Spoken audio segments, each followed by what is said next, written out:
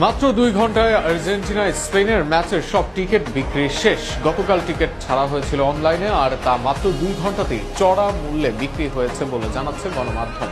একে তো লড়াইটা আর্জেন্টিনা স্পেনের মধ্যে, তার উপর দুই মহাদেশের মধ্যকার লড়াই। সেখানে বাড়তি উত্তেজনা সৃষ্টি করছে প্রথমবারের মতো সম্ভাব্য মেসি লামিন দুরক। আরও থাকছে প্রতিবেদন।